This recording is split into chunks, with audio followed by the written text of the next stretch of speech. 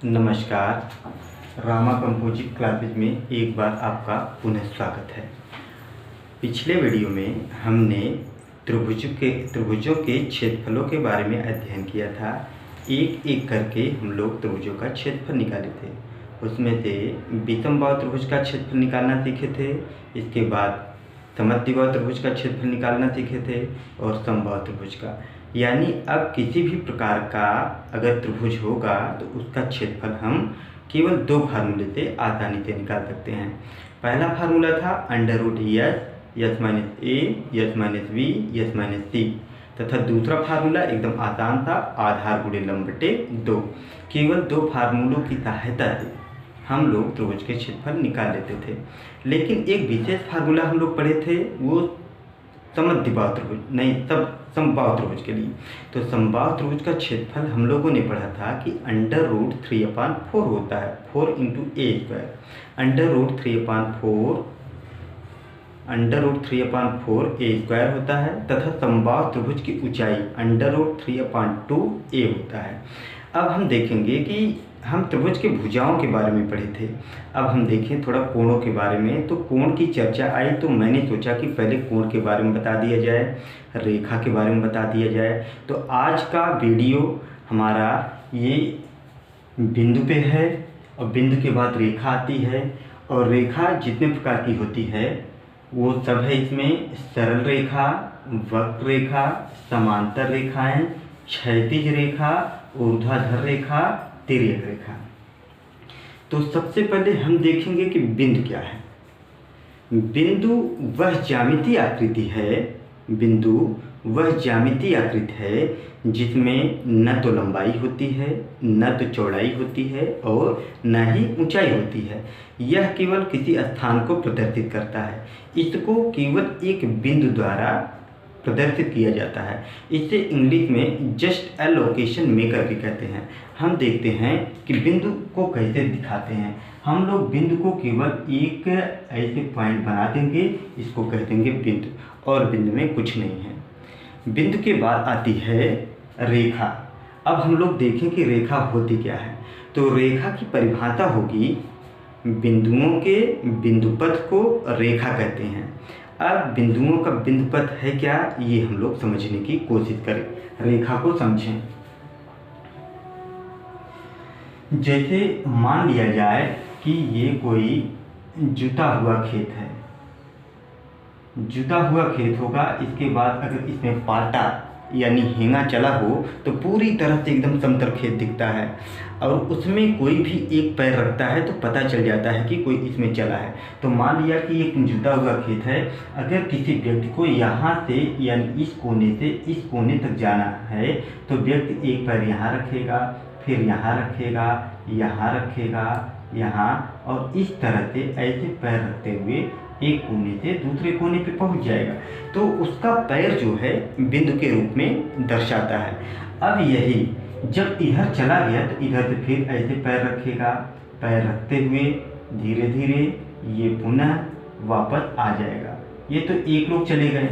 फिर मान लीजिए कि इस पे दोबारा कोई और जाता है, दोबारा कोई और जाता है।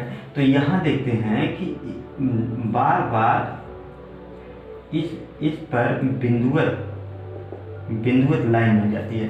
तो बार बार बिंदु पड़ते हुए एक रेखा बन जाती है।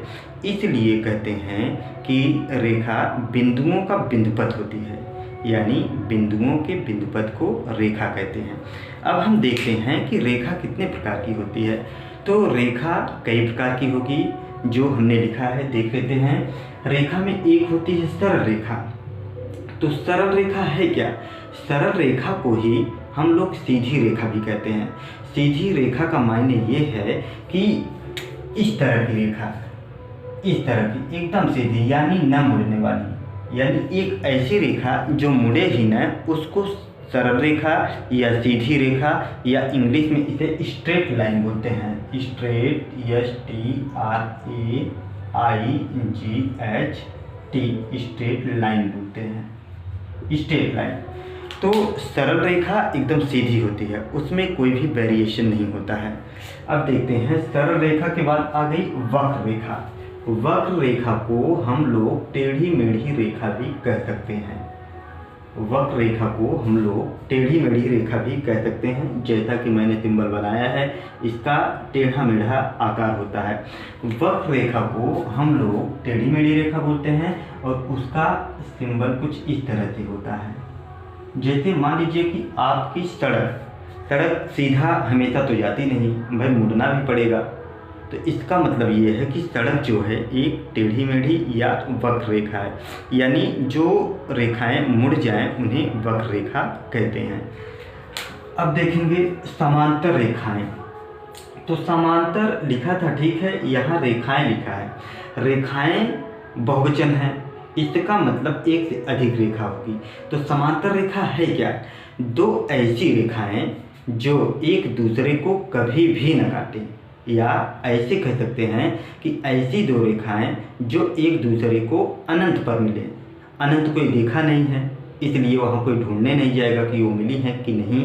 तो समांतर रेखाओं को हम यही कह सकते हैं, दो ऐसी रेखाएं जो एक दूसरे से कभी न मिले, या ऐसी दो रेखाएं जिनके बीच की दूरी हमेशा बराबर हो, उसे समांतर रेखा कहते हैं। इसे फिगर द्वारा हम लोग देखते हैं कैसे होती है समांतर रेखा।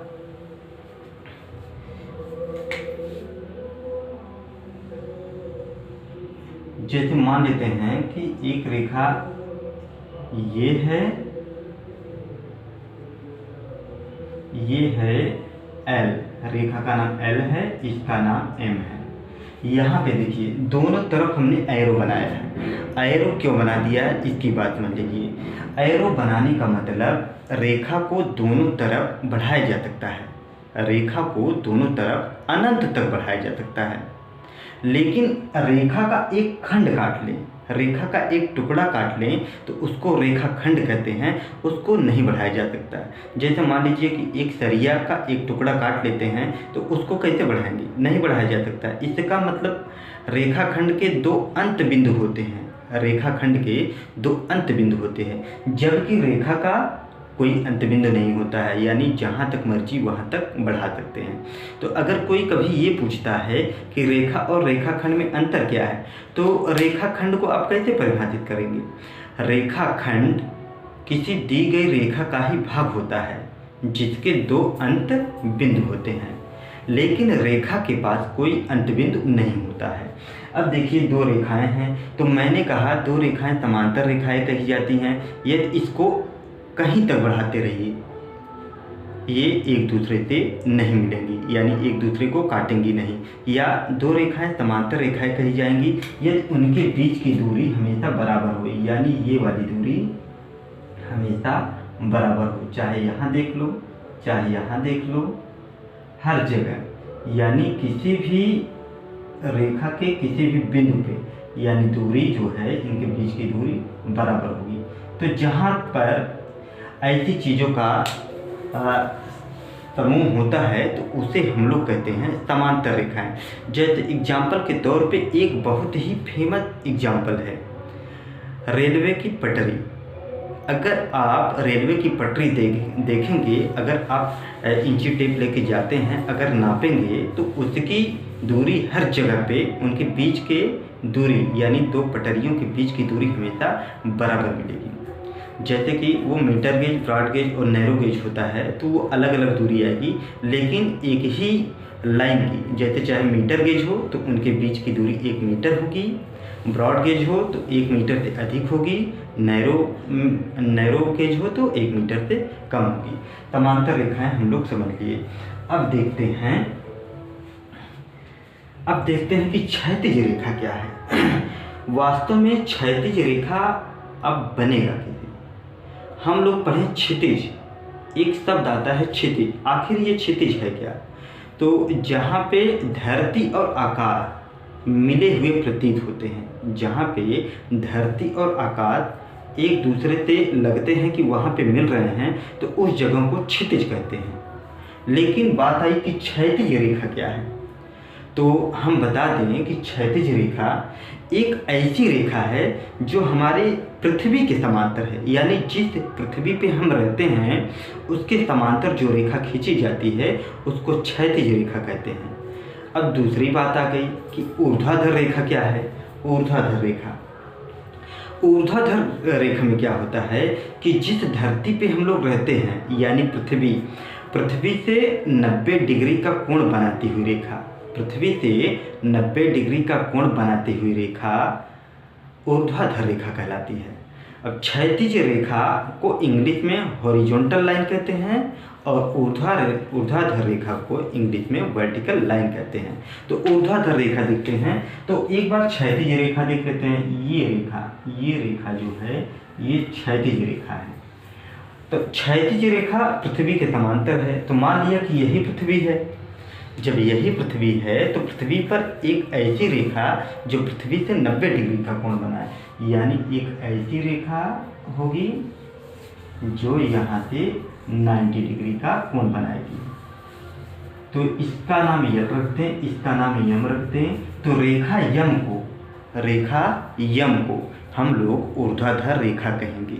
तो ऊर्ध्वाधर रेखा पृथ्वी से नापी जाती है और क्षैतिज रेखा भी पृथ्वी के संबंध में बताई जाती है। अब देखते हैं कि तिर्यक रेखा क्या है। तो तिर्यक रेखा तो पढ़ना बहुत ज़रूरी है, क्योंकि तिर्यक रेखा यानी समांतर रेखा और तिर्यक रेखा के सम्मिलन से ही एक प्रमेय बनता है, जिसमें हम लोग संगत कोण पढ़ेंगे, एकांतर कोण पढ़ेंगे, उसी में आता है विपरीत कोण भी, उसको देखेंगे वो अगले वीडियो में। लेकिन यहाँ पे देखते हैं कि आखिर तिर्यक रेखा है क्या। देखिए तिर्यक रेखा, जब दो समांतर रेखाओं को, जब दो या दो से अधिक समांतर रेखाओं को, जब दो समांतर रेखाओं को या दो से अधिक समांतर रेखाओं को कोई रेखा काटती है, मान लीजिए कि ये रेखा L है, ये रेखा M है और ये रेखा N है। तो रेखा L और M समांतर हैं, तो इसको हम लोग लिखेंगे L और ऐसे लिख देंगे, दो लाइन खींच देंगे M। ये दो लाइन क्या है, ये बताता है कि समांतर का चिन्ह है, यानी रेखा L समांतर है रेखा M का, यानी L is parallel to M। रेखा L रेखा M के समांतर है। तो रेखा N क्या है, रेखा N ही तिर्यक रेखा है। रेखा N तिर्यक रेखा है। तिर्यक रेखा को अकेले नहीं डिफाइन कर सकते, इसको डिफाइन करने के लिए हमें समांतर रेखाओं की ज़रूरत पड़ेगी। अब अगले वीडियो में हम लोग इसी पे बेस एक प्रमेय पढ़ेंगे, जिसको बखूबी से समझा जाएगा और उसी पे बेस क्वेश्चन भी हम लोग हल करेंगे। धन्यवाद।